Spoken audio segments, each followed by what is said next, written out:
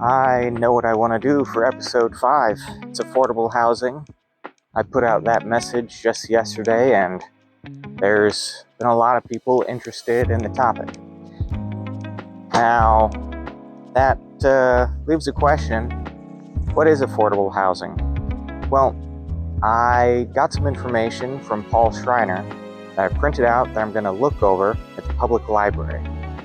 Figure that's a good place to start. I have all this information that I'm going to sort through. That's from Paul Schreiner. And then get back to you on a summary of what it's saying.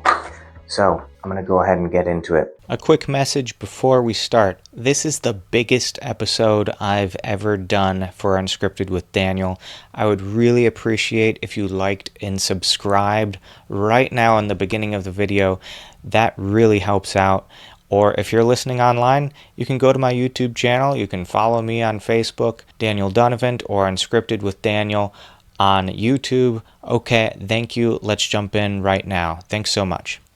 So, before I go into that summary, I just want to completely introduce all of the people who you're going to see throughout this commentary. In the beginning, it was just Paul Schreiner, but now I have a few other guests that will be joining us throughout this summary. And for one, Paul Schreiner. Secondly, I have Chris Pupillo. Thirdly, I have Carmen Vincent, and last but not least, I have Serena Fugate, and you'll see their introductions now. And we're going to start with Paul Schreiner's introduction to Project Neighbors with a little bit of history. That started out in, I'm fudging some details a bit, roughly in 1969, when the Cotton family moved to Valparaiso, and the executive director, the leader, they didn't call him anything, was Walt Reiner, and he just did it as a mission. Right. He did that until he died in 2006, and I had been a volunteer since 1991, kind of took over leadership as a volunteer for about 10 years, about 15 years. And then when I retired from my business, I was hired as a part-time director. Next, let's introduce Chris Pupillo and the knowledge that he brings to the table. So, from Northwest Indiana, moved to Valpo 30 years ago now.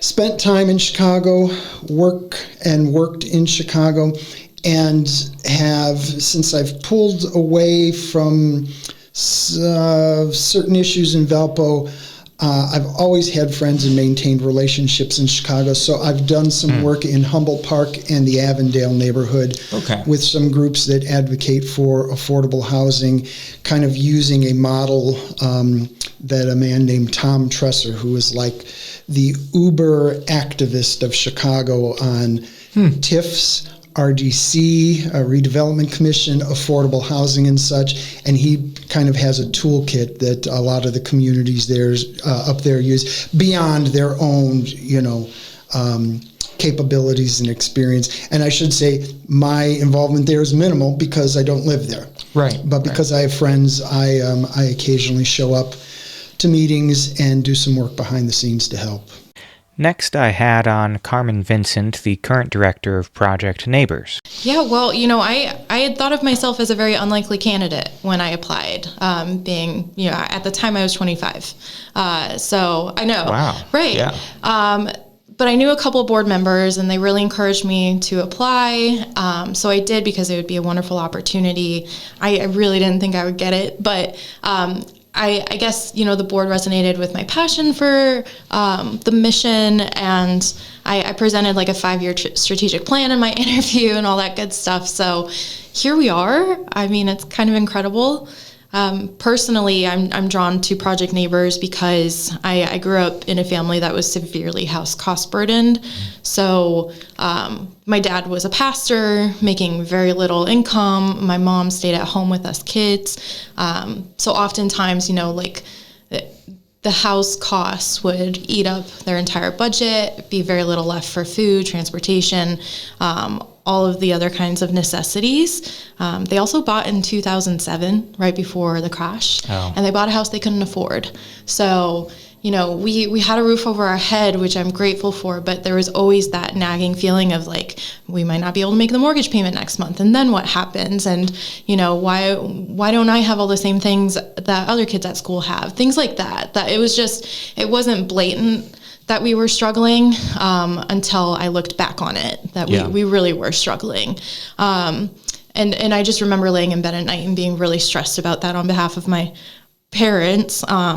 So, even though I haven't experienced explicit homelessness or anything like that, I have experienced, the stress of, not feeling like you can rely on the housing you have because of how expensive it is.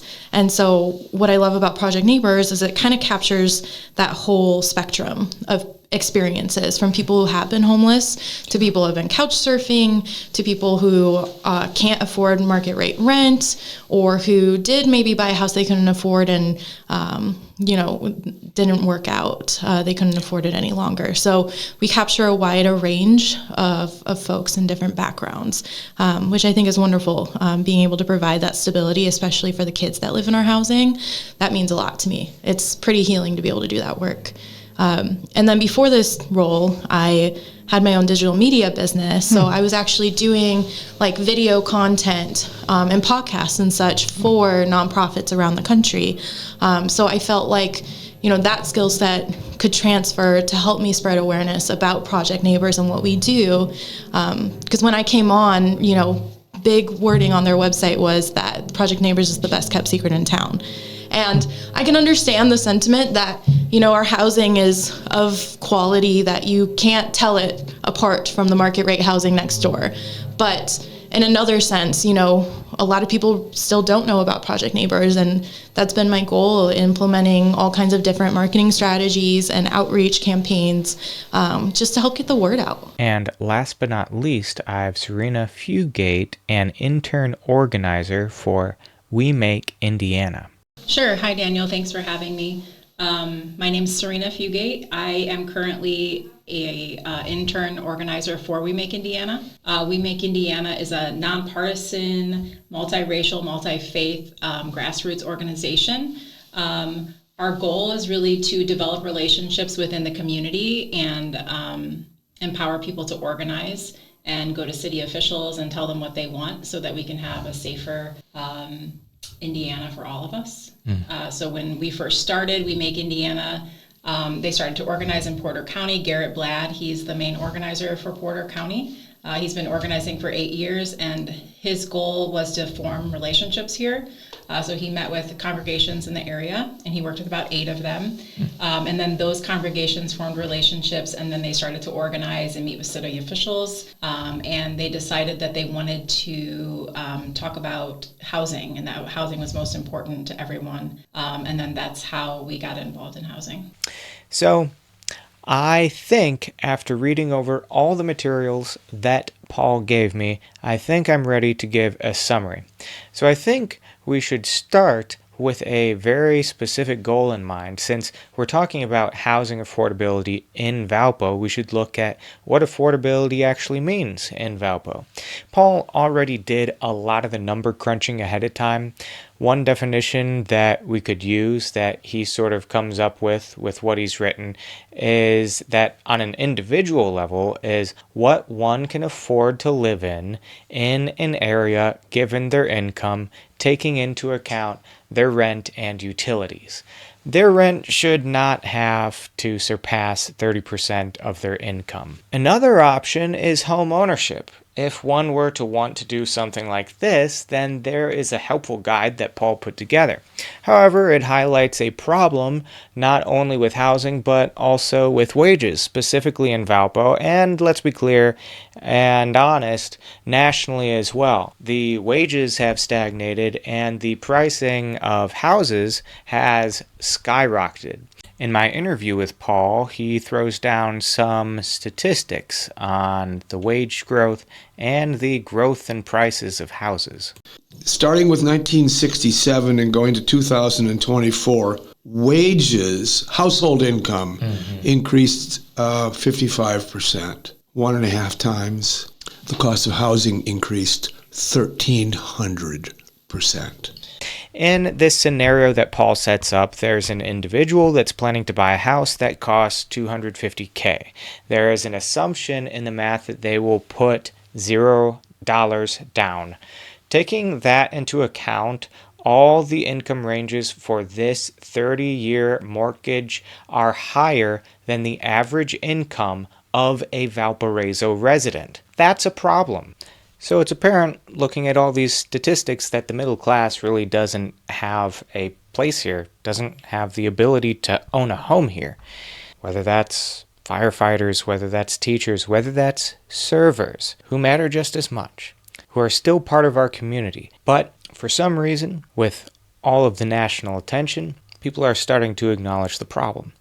Let's go ahead and hear from the guests today about this problem. Have we successfully addressed the need to provide more affordable housing for people retiring? Not everyone can afford to live in a $500,000 townhouse or condo. I certainly can't. So as people age out, where might they go? We have young people who cannot afford to live here. The RDC and the mayor have, in the opinion of most folks, done a magnificent job transforming our downtown into a kind of a food and hospitality mecca.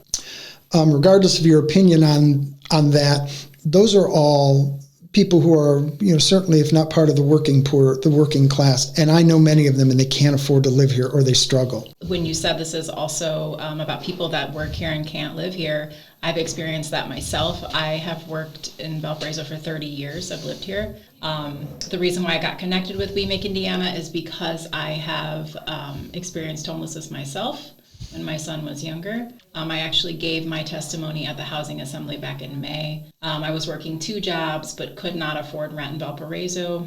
I was making too much for assistance but not enough to live here. And that continues to this day. I live in Valparaiso, but it is a struggle to maintain my housing. Even as a social worker with a master's degree, the rent is, $1,400. Plus NIPSCO, which is around $250. It's really not made for like our teachers and our police officers, people that need to work here, and we need these people in our community. You would think that they wouldn't want them here with the way that the laws are set up. Yeah. What allowed local government to come to their senses on this particular problem? Well, a lot of things. When you are precluding restaurant servers and roofers, nobody cares because those folks don't have any clout. When you are precluding firefighters and teachers, all of a sudden there's a different body of people out there complaining. When the problem becomes acknowledged in the national press, which of course it is now, it's hard to hide from it. Even though all these studies indicated there was a need, those studies got buried. Hidden. Because not enough people spoke out about it. That's right. Now that we've established that it's hard to live here, let's ask the question of why. Why is it expensive to buy a house? And is it just a Valparaiso problem? They're bigger. The average house in the 1950s was 1,000 square feet versus 2,299 in 2022. Houses also have more amenities. The land cost is inflated. There's also red tape, building codes, cost of permits, BZA costs, which we'll get into later. Project Neighbors does things differently, though, when they build houses. They buy cheap land. As cheap as can be, they build small, about 1,000 square foot homes with 3 bedrooms, 1 bath, bare essentials, build duplexes or triplexes when possible. They blend subcontractors and volunteers when they're actually building these homes. And they are, of course, tax exempt. And this is because they are a nonprofit. Despite all that Project Neighbors has done, they do not believe that the answer is more nonprofits like them. Instead, Paul says partially it's a matter of changing the definition of acceptable housing, that the definition should be more in line with multifamily units that involve the support of government, the building industry, banks, builders, and realtors, non-for-profits, and the people that live there. Sometimes people don't like the idea of bringing in multifamily homes to their neighborhood. They are called NIMBYs, or not in my backyard. So in this clip with Paul, he talks about a hypothetical. If a multifamily home were being put up in a single-family home residential area, then if he goes to the BZA, would there be any trouble from the NIMBY crowd? Let's go ahead and just listen in to what Paul says. And I think it was for this building. We're in a building that was built for HealthLink. When they moved to Sturdy Road, Project Neighbors purchased the building back and wanted to convert it to 18 small studio apartments. We didn't have adequate parking. Bill Oding stood up in front of the BZA and said, the city supports this variance. That's huge. People are going to talk about things even if they're officially not supposed to. Mm-hmm. I think there is a sense of what the city supports and what the city doesn't support in the minds of the BZA members. Again, I'm not an insider, so I don't know that for a fact. The individual who is presenting it makes a big difference. If they're known, if they're trusted, I think that makes a big difference. Eventually, you get known, and if you have a track record of doing certain kind of work, then they're willing to be flexible. I see. I think the BZA is very willing to be flexible. But when you're asking big time, you're asking for big variances, number of units, putting a multi-unit building in a residential neighborhood, in a single-family neighborhood, those are big asks. Yeah. They have to be very willing or very flexible, or there has to be a push from the city administration in order to get it. You have to do your homework. You have to know who you're dealing with. You have to hope. Whenever I went to a BZA meeting and walked in, I hoped the room was empty. If there was a crowd there, unless I had put the crowd there. Right. There were people who didn't want it. Right. And they would stand up and they would say, we have too much traffic in our neighborhood already. There's not enough parking, blah, blah, whatever the reasons. And the BZA members are very sensitive to that. Yeah. So all those things play in it. It's an interesting drama. One could make a TV series out of it if you wanted to. So a better housing future is built on trust between both the public and private sector, consisting of both Valpo residents and the industry stakeholders that can make housing happen. Sure sounds like a multifaceted problem, so let's go ahead and zoom in on the government red tape part. The UDO sets the standards by which certain zones, like residential, commercial, etc., are permitted. Here's Paul's explanation of the UDO. I think he outlines it nicely. The UDO is the Unified Development Ordinance. It is very long and very complex. It first defines zoning districts. A zoning district tells you what you can build and how you can build it. Right. So we have in the UDO, I think 5 residential districts. One of them, and I can't tell you the exact name, estates, I think. Big lots, limited to single-family housing. The next category is smaller lots, kind of like the standard 66 by 132, limited to single-family houses. That has been the preference of Valparaiso for a long, long time. And you might ask the question, why? Traditionally, homeowners make more money than apartment dwellers. So if you want an affluent community, you don't want apartment dwellers. Now, we have apartments in Valparaiso.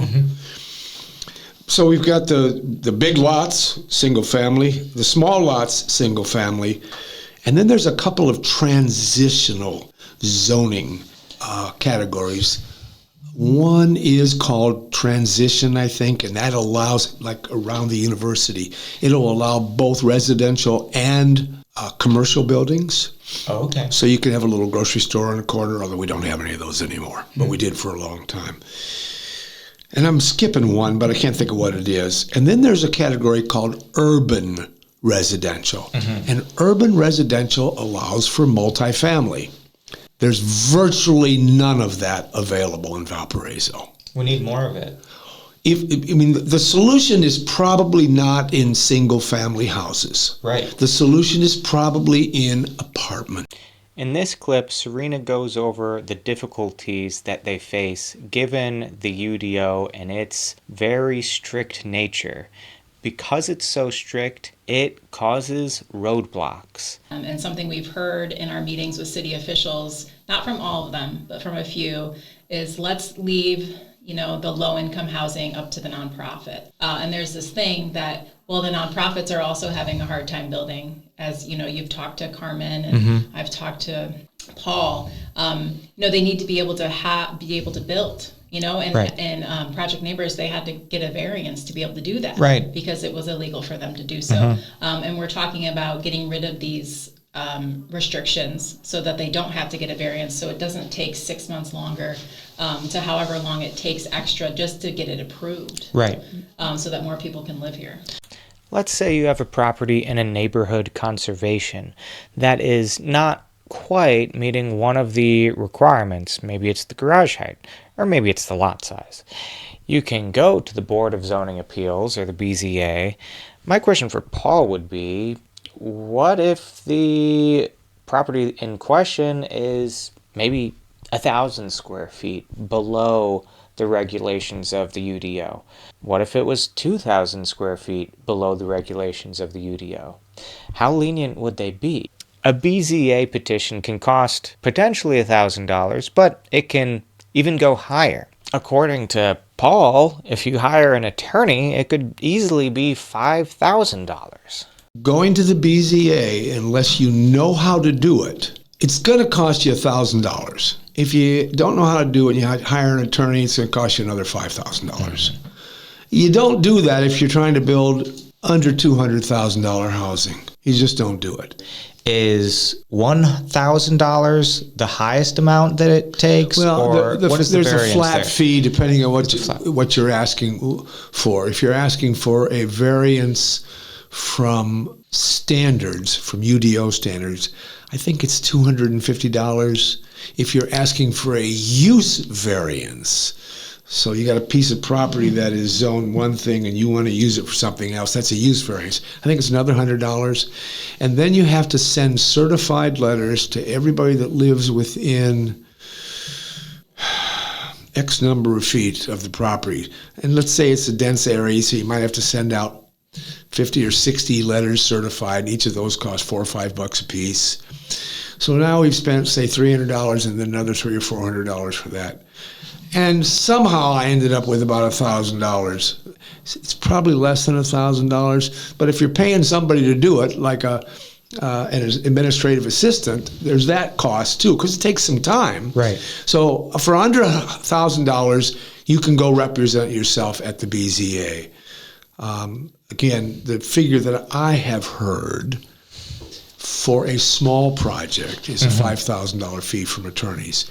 If you're doing a big project, a team of attorneys will spend 6 months preparing, and it's going to cost you a lot more than $5,000. Now we're talking about the link, the variances that they got. And they got a lot of variances for that. The officials serving on this committee, or the BZA, according to Paul, are swayed by the city, specifically like the city admin. The current Valpo admin is focused on making our city affluent and attractive for tourists like in Carmel, Indiana. I think you can have good housing for people of varying income levels without impeding on that goal of making things be nice. I think that you can preserve the look of Valpo still and also have affordable housing with more dense units. I don't think there's any question. Right. But I'll return to my previous statement. Okay. Not-for-profits aren't going to do it. I mean, Absolutely, Project Neighbors, the last couple of years I was involved, each year we build a 1,200 square foot house. 1,200 square feet is bigger than what we had in 1950. It's small by today's standards, Right. but you get 3 bedrooms, you get a bathroom, maybe a bathroom and a half, you get a nice kitchen, dining area, living room, everything you'd want. Everything that I think is really necessary.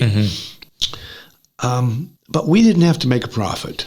Right. Now, and we built one 2 years ago, and we built one last year. The one we built 2 years ago, the building permit was $10,000. The total cost, excluding land, because we had already owned the land, was $105,000. Wow. The building permit was almost 10%. A specific project that Paul is working on is being impeded by the UDO. This project has 24 units. The city says, based on the square footage, it can have 8. So that's a huge disparity. The claim from Paul is that they, the BZA, is not really understanding that all the units will be single-room occupancy. Here's the story that Paul told me about how Project Neighbors obtained this property that I was just speaking about. One time we went to the BZA, and this is a very complicated one. It was during COVID, and they didn't hold the session in City Hall. They had to move it to the Butterfield Pavilion. And we were applying for variance to build what is now being built just a few blocks from here. Are you familiar with it's called The Crossing? No, what is that? Okay, it's a 24-unit studio apartment building. Okay. It's being built on the corner of Nickel Plate and Axe Avenue. The building just went up in the last 2 weeks. It's been 8 years in the planning. We initially had a piece of property on North Franklin Street that had been donated. And we went to the BZA to get a variance to put 18 units on it. I didn't think we could, 24 at the time. It wasn't a very big piece of property. It was zoned commercial, so that meant a use variance and a whole lot of other things. The city did not want us there. Absolutely did not want us there. The city attorney did something that I'd never seen done before. Just before, this story gets even more complicated. All Interesting. right, let me back up. Okay. Remember the 3-unit building, the 4-unit building we wanted to build? Before the vote came up, the city attorney stood up and said, "This petition does not meet the legal standards." We never found out what he meant by that.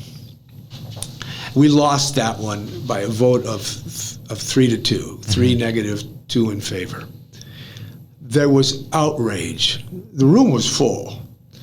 The outrage was that the city attorney had done that because it had never happened before.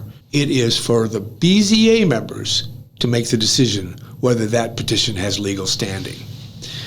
So when we got to the second piece of property where we wanted to build this studio apartment building, the whole audience stood up one at a time and got in line and spoke in favor of it. And it passed, even though the city attorney again stood up and said this petition doesn't meet legal standards. So we got the variance we wanted, and then the neighbor to the north decided to sue the BZA to overturn their decision. We defended our position and we won in court. And the city then communicated, you don't want to build there. you don't want to build there. Well, you went through all this process. Of course you do, but... Well, okay, we weren't moving out of town. We were going to continue to have to function here. The city wanted that property. They did not want that housing there. They didn't make a threat. They simply said, you don't want to build there. Well, what's going to happen if you did? Good question. Maybe we'd never get a positive BZA vote. Maybe the cost of our building permits would go up. I'm using my imagination, and somehow I'm engaging this conspiratorial attitude on the part of the city. I could be wrong. The city made a convincing case. They said, look, we'll buy the property at market rate from you, and we'll help you find another piece of property, which they did. They bought it, and 3 or 4 years later, I got a phone call from Bill Oding saying that the Ralston property, which is the one on Nickel Plate and Axe, has just come up for sale. Make your offer. I think they'll take it. One thing that came up a lot in the interviews with the guests was racism and Valparaiso's history of it, and a bit of a connection to the present. In this first clip, Paul talks about the founding of Project Neighbors and how it sort of started with the reality of racism in our community. And then we have Serena connecting it to the present with how redlining has affected our city to the current day. And I'm not going to accuse anybody of being racist, but there is a history in Valparaiso of, when the Cotton family moved here, they had to have overnight guards on the house. The letters to the editor, if you read them from 1969, was that Walt Schreiner had destroyed Valparaiso, ruined it because of the first black family moving Because of one black resident. That's what he. I mean, he did not solicit them. She wanted to move to Valparaiso. He said, you'd be crazy to move to Valpo. At the time, there was one full-time black resident. It was a university sociology teacher, and he had to live in a university-owned, abandoned fraternity house because there was no other housing available to him. So this was a town that was actively racist in 1969. Because of the color of his skin, yes. no one would house him. He was not permitted to even have housing if he could afford it. Well, let me tell you the story. When Walt and Lois Schreiner and their supporters, who were primarily university people, realized that Barbara Cotton desired to leave Cabrini Green in Chicago and move to a nice, peaceful little place like Valpo where her kids would be safe. Mm-hmm. They tried to rent an apartment for her. Nobody would rent. So they pooled their money for a down payment, and they had an agreement to purchase a small house. I believe it was on Union Street. Mm-hmm. On the day of closing, the closing agent announced that someone had purchased the property paying cash out from underneath them, in effect. Walt, who owned a house in Valpo and the adjacent empty lot, resolved that he would build a house. He did. He lived on a gravel road. If my brain was functioning, I could tell you the name of the street, but it's not very far from here. Mm. After the house was complete, the city of Valparaiso said, according to our zoning ordinance, you have to be on a paved road. Well, clearly it was a dead-end street. Mm-hmm. They were at the end of the street. Well, it was only maybe a block and a half long. It was all gravel until you got to, well, it was all gravel. But in order to get an occupancy permit, they had to pave 66 feet of road, put in curbs and pave it. So there was opposition to opening Valparaiso up to diversity. Mm-hmm. Now, is that still the same today? Absolutely not. Are there remnants of desire for Valpo to be the small homogeneous farming community that it was in the mid-'60s? Yes. Are there still remnants of the fact that in Valparaiso, we were a sundown town in the UDO? Oh, yeah. Yeah? Yeah, that's why we're educating the public to show them, look, these laws were made to keep people out. That's why most of our zoning laws have single-family homes. They're more expensive. They take up a lot more land, and you can have a lot less people on them. And even just looking at the zoning map is really confusing, and you'll see that, multifamily homes are illegal in most of Valparaiso. Yes. And then beginning in 1930s, there was redlining happening, and these zoning restrictions have not changed too much since then, and they've just kind of always been there, and no one's questioned that. And if they have, nothing's changed. Yeah, that is a problem.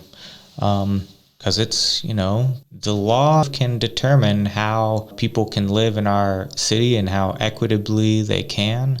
And even if we take race out of the equation, there's people just in our city who work here, but who cannot afford to live here. Right. And that's a problem too, as well as the race issue that finds itself in the UDO to this day. So clearly there's some there when people talk about the history of racism in Valparaiso. I'm actually following up with Serena Fugate on some more information about that redlining, but for now, let's go ahead and jump into more specifics of what the RDC could be used for, the potential for good that it could have, and some other opinions from our guests. First, we're going to start with Paul's perspective on the matter, and we'll go from there. Now, we know that the RDC, the Redevelopment Commission, which is a branch of city government, has a huge budget from property taxes. And their mission is to buy blighted property and to get it back on the tax rolls. Well, they have done that over and over and over for commercial development. They've rarely done it for residential development. And oftentimes they would do it at a loss. To promote a business moving in, they would buy a piece of property that at one time had a factory on it. Now the factory's not there anymore and the building has gone to seed. So they'd buy that property and see if they could find a tenant, particularly a commercial tenant, to take on that piece of property. And they would provide incentive for that. Now, the incentive could be that the price was well below market, or the incentive could be tax abatements. The city council grants tax abatements to businesses that want to expand all the time. But the RDC is a vehicle that could facilitate the acquisition of more affordable residential property and then facilitate incentives for builders to embrace that particular task rather than going out into the county and building the $450,000, $550,000 big houses. So I think that makes it seem like it's going to be hard to go against or to go to the bordering zones of appeals, and that instead a better path would be, like you said, go through the RDC, get reform there, and get reform through maybe the UDO. Well, the UDO smooths the path. The RDC makes property, it can make property more affordable, cheaper. The two different obstacles, the price of ground and the UDO is an obstacle, and the price of ground is an obstacle. Those two entities can if they're motivated, can change them. I asked Carmen about Paul's idea or proposal of what the RDC could be used for, and this was her response. Yeah, absolutely. I mean, since I started in February, I've had multiple conversations with city planning, Bob Thompson and Jessica Gage, who I would love for you to talk to. And, zoning is often it often comes up in conversations about how to create more affordable housing, as more density, change zoning, and just in talking and learning more about city planning, it's more complex than that, right? In addition to that, you also have to think about the culture and the mindset of the community that you'd like denser housing in. And I've got to say, I've learned a lot in the past 9 months that Valparaiso would definitely need a mindset shift. Chris has some other views about the RDC on who it actually serves in our city, or at least who it has served to date. We subsidize with taxpayer money the wealthy, the well-off, and the politically connected private interest with no proof that it benefits the city's bottom line, because that RDC captures all that money back in a TIF, right? For 20 years. So it doesn't go back to our schools. It doesn't go to our streets, our parks, our police. It doesn't contribute to lowering our tax rate. The mayor likes to always focus on, we've been lowering our tax rate steadily. Well, the reason we're doing that is because housing values are going up. That's the only reason. No one has seen their tax bill lowered or even static in the near 30 years I've been here. Next, Chris goes into a very specific example of the use of the RDC for a Urschel project, and he has some criticisms of how it was used in that case. The agreement between Urschel Development, the Gardner Hotel, and the city states, if I remember, 24 full-time equivalent jobs.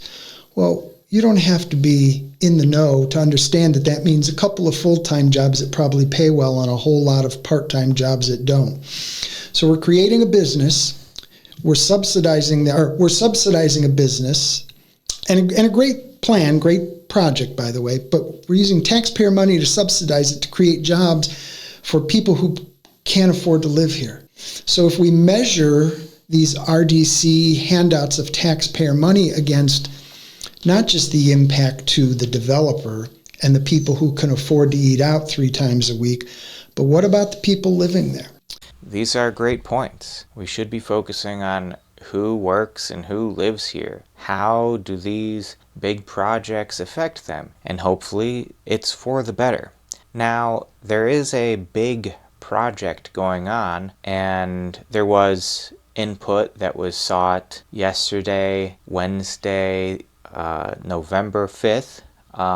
That happened yesterday. And Chris is going to go into some of the details of it, and I think I will go ahead and share a clip of that meeting just so that you can get some insight of how that turned out. So what is the impact of what the RDC does? We've got a great example of this coming up. Property east of town, east of 49, that was purchased using the ARPA funds, which was supposed to go for the betterment of the community, health and other things. And the city bought it through the RDC. And they said we were going to build a sports complex. Now, I wasn't a fan of that, but people weighed in, so be it. Then that was canceled. Then it was going to be a data center, and we had to rise up and say, Well, now the city's made plans. They've hired a consultant who's going to unveil those plans next Wednesday at City Hall.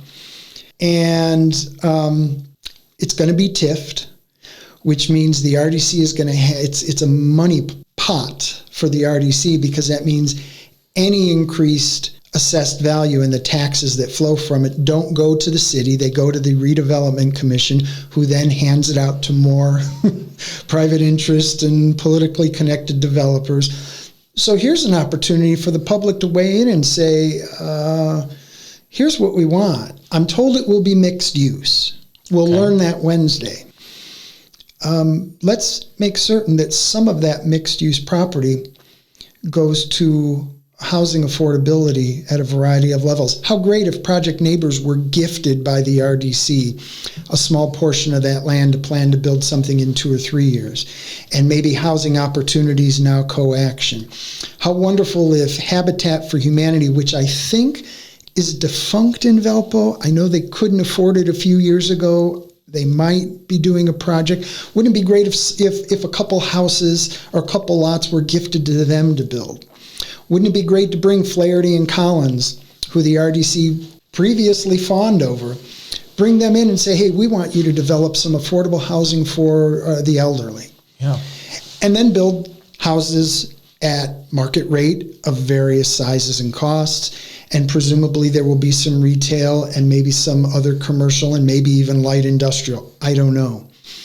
But here's a chance for the Redevelopment Commission to actually do some good in solving this problem, and not in a tiny token way of occasionally giving one, little crumb to whomever, whatever nonprofit.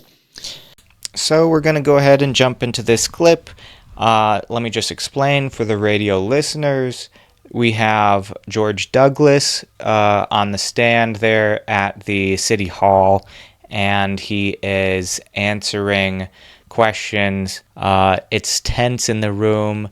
It's like an interrogation of these city officials. People are mad, and they have their reasons to be mad. And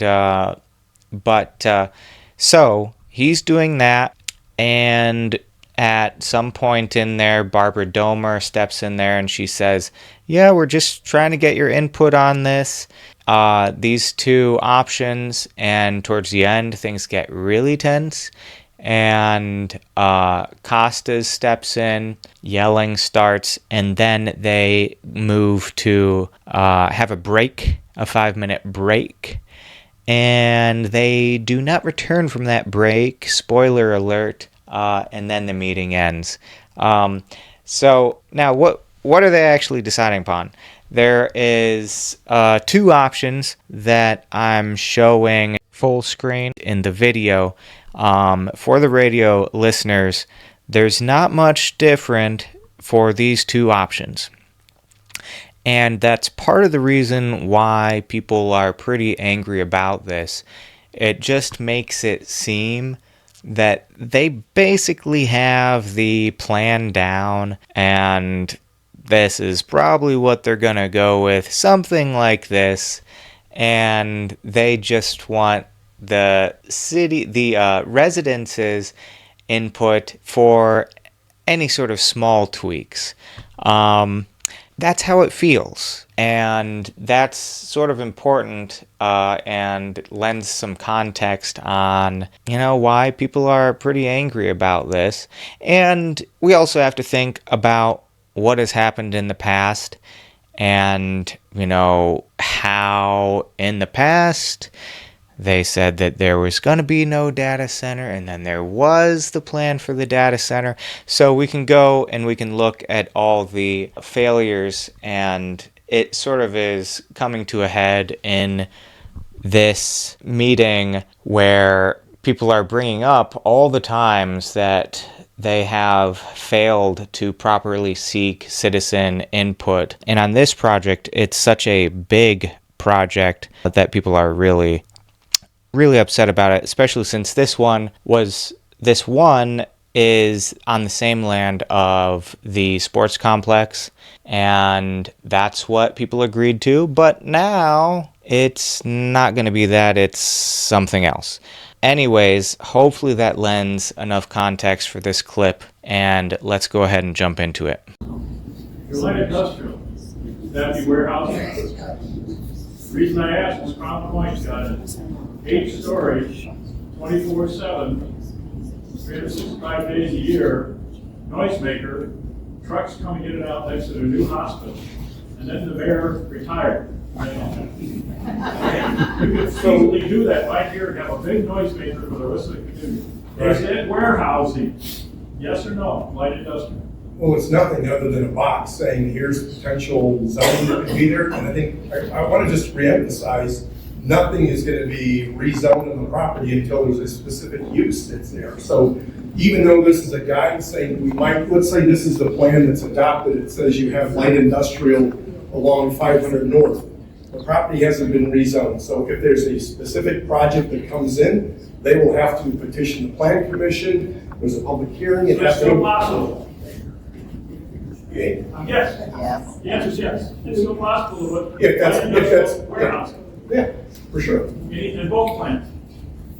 Whatever plan is adopted, not adopted, but recommended and accepted, I guess. Yes, yes, yes, it could be. Yes, yeah. And if you're opposed to that is what you would put in your comments. That's right. If the comments get to us cleanly and not sorted by the planning company that resorts it. Okay. Another question back here. Yes, first of all, it's quite confusing because the plans, that's Plan B and this is Plan A, and that's Plan B and this is Plan A. But looking at both concepts, you had stated that the light industrial would be something similar to Eastport Center, and Eastport Center is built out. First of all, Eastport Center is not truly built out. It does have lots that are available, and also behind transport, that has also light industrial zone, correct? Between that and the airport. So it's not completely built out in Eastport Center. Yeah, I think there's some light industrial, and I think there might even be heavy industrial.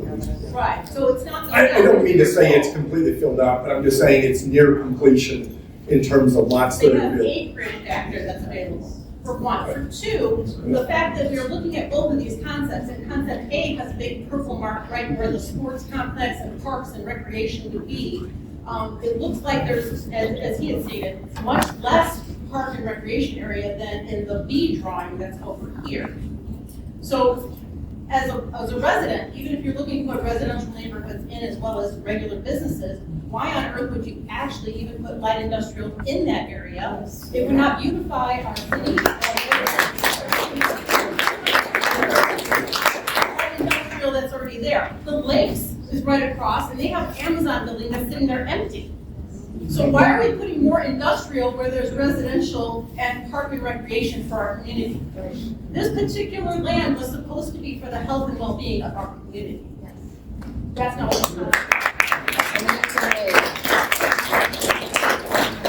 Listen, we're here to get your input, and we said, let the comments stand on their own. Okay, the clapping and the cheering are really not helpful.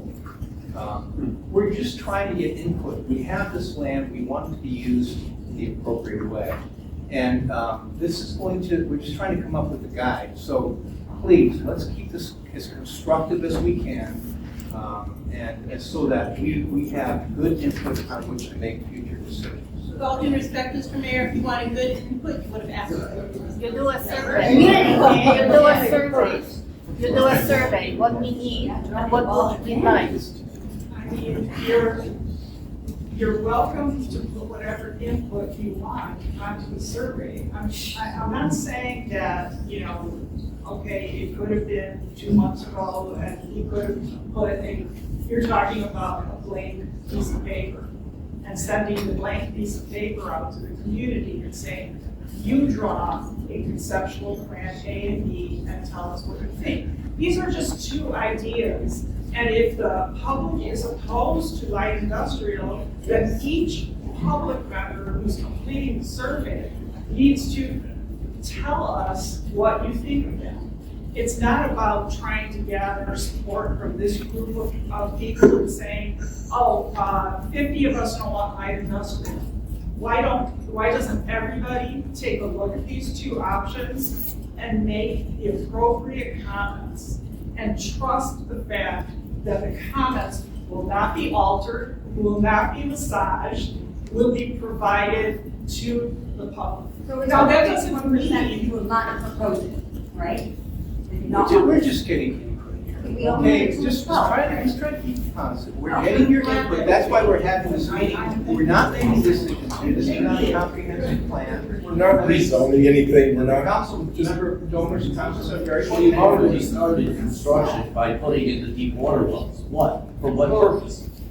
Well, and how many have you put in? I know you've got the 5 deep water tests. wells are necessary to ensure water for our kids and our grandkids. They're just part of our water plan. We put them all over. We have them on golf courses. We have. But you've already started construction on them. Well, they're just water wells. They're for water supply. You're the water wells to us, it's our water table. Well, I don't know. Listen, we've been drilling wells for decades to ensure that we have proper water supply. That's That's our duty, and we've done it well, I think, okay? And we're also looking at trying to blend in Lake Michigan water. That's part of our plan, okay? Friends, you know, we're elected officials. We're trying to do our best, okay? We're trying to get input here. And like Barbara said, you know, just give us your input. Let's keep it as positive as we can. And in that way, what we have here can be a guide for the future. I would like to say that because you said you were not going to go back to data centers, that for me increases my trust in what you guys are trying to do. I think we should, as the residents of Washington Township and Valparaiso, we should at least give some chance to them. They're trying to work with us. I think that's obvious because you said there will be no data centers. That's exactly. We're back to the starting gate, and we're here with saying we've got some conceptual ideas, but we want your input, okay? And however this plan unfolds, I mean, it'll be over decades, but it starts with ideas here. What's appropriate there? What's not appropriate there? That's why we're doing this. There are no plans. There are no projects teed up, so we're starting with a clean slate. I'm sorry, Mayor. So I have to hijack the meeting and remind you, this is all tainted from the data center thing you happened to hear back. You've had a lot. You've had a lot to say. I appreciate. How many people were contacted by the city? None. How many were contacted by activists to come to this meeting? So, you know what? All of them are here from local activists. You did not notify anybody in the neighborhood. We promoted this all. This was on social media. This was put on the city's website. Either we're going to be able to continue. So, how many people from Meadowbrook were contacted? Meadowbrook. How many people from Meadowbrook are here? Raise your hand. And how many were contacted by the city? Zero. Zero. Look at, please. You're rushing this. Please. We're trying to do the data center in a week and a half. Okay. This is baloney. Quit eating bologna sandwiches. This is baloney. They're rushing it through. Stand by your rights, homeowners. This is being rushed. Okay. So we're going to take a 5-minute recess right now. Everybody calm down. We're going to take a 5-minute recess. This may be the end of episode 5, but this isn't the end of my coverage of affordable housing. This is just the beginning. I've covered the nonprofit perspective, and we're going to go deeper into this issue. And it's not the end of this project of East Side Valparaiso. This project is still ongoing, this input session. You can let your input be heard. In the description to this video, I have the link to the form that goes directly to the city. You can call your city officials, and you can tell them what you think should be done with this land. And for our Valparaiso residents, what's your biggest issue? Let them know. And we can make Valparaiso a place that feels like it does respect the wishes of its residents. Thanks for watching this episode of Unscripted with Daniel. I hope to see you next time. Thanks for joining me on Unscripted with Daniel. And if you're watching on WVOP, be sure to tell a friend about this great broadcast. And if you're listening on YouTube, then subscribe and like this video. Thanks so much. See you next time.